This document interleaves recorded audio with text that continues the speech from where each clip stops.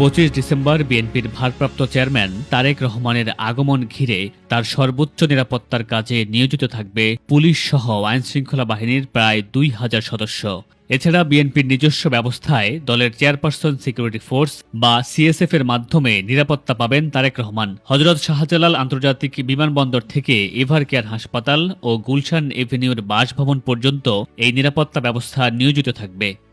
আইনশৃঙ্খলা রক্ষাকারী বাহিনীর সূত্রে জানা গেছে 23 ডিসেম্বর মধ্যরাত থেকেই পুলিশের পাহারা শুরু হবে। তখন থেকেই গোয়েন্দা পুলিশ, সাদা পোশাকে ও পোশাকধারী পুলিশ সহ আইন শৃঙ্খলা রক্ষাকারী বাহিনীর সদস্যরা নিরাপত্তায় নিয়োজিত থাকবেন। এছাড়া বিমানবন্দর থেকে গুলশান পর্যন্ত প্রতিটি থানা এলাকায় পুলিশি নিরাপত্তা থাকবে। সঙ্গে থাকবে পুলিশের স্পেশাল স্কোয়াড। প্রতিটি মোড়ে মোড়ে থাকবে পুলিশের তল্লাশি চৌকি।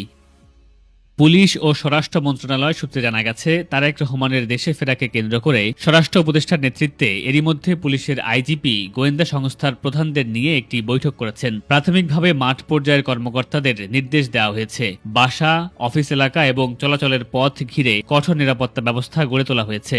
সংশ্লিষ্ট সূত্র জানায়, বিশেষ ব্যক্তি হিসেবে তারেক রহমানের নিরাপত্তায় ঢাকা মহানগর পুলিশ প্রয়োজনীয় ব্যবস্থা নিচ্ছে। তবে সার্বিক নিরাপত্তার মূল দায়িত্বে থাকছে বিএনপির চেয়ারপারসন সিকিউরিটি ফোর্স বা সিএসএফ। তারা পুলিশ এবং বিএনপির বিভিন্ন স্তরের নেতাকর্মীদের সঙ্গে নিরাপত্তার বিষয়ে কাজ করছেন।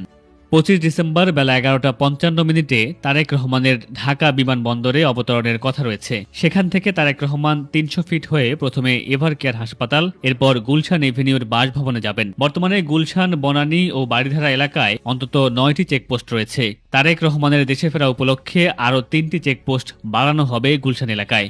বাসা ও আশপাশের এলাকায় প্রতিদিন 150 শতাধিক পুলিশ ও গোয়েন্দা সংস্থার সদস্য মোতায়েন থাকবেন। বাসভবন থেকে তিনি কোথাও যাতায়াত করলে এবং পুলিশের নিরাপত্তা চাইলে বাড়বে নিরাপত্তা ব্যবস্থা। তখন পুলিশ ও গোয়েন্দা সংস্থার 3 শতাধিক সদস্য নিরাপত্তায় নিযুক্ত থাকবেন বলে সংশ্লিষ্ট সূত্র নিশ্চিত করেছেন। ঢাকার নিরাপত্তায় বর্তমানে প্রতিদিন 550-র বেশি পুলিশ মোতায়েন থাকেন। তারেক রহমানের আগমনকে কেন্দ্র করে সেই সংখ্যা আরও বাড়তে পারে। খালেদা জিয়া ও তারেক রহমানের সার্বিক নিরাপত্তা নিশ্চিত করতে সম্প্রতি ব্রিগেডিয়ার জেনারেল অবসরপ্রাপ্ত ডক্টর AKM শামসুল ইসলামকে প্রধান নিরাপত্তা কর্মকর্তা হিসেবে দায়িত্ব দেওয়া হয়েছে। তারেক রহমানের নিরাপত্তার বিষয়ে তিনি বলেন, ভারপ্রাপ্ত চেয়ারম্যানের দেশে ফেরাকে কেন্দ্র করে তার নিরাপত্তার জন্য সর্বোচ্চ ব্যবস্থা গ্রহণ করা হচ্ছে।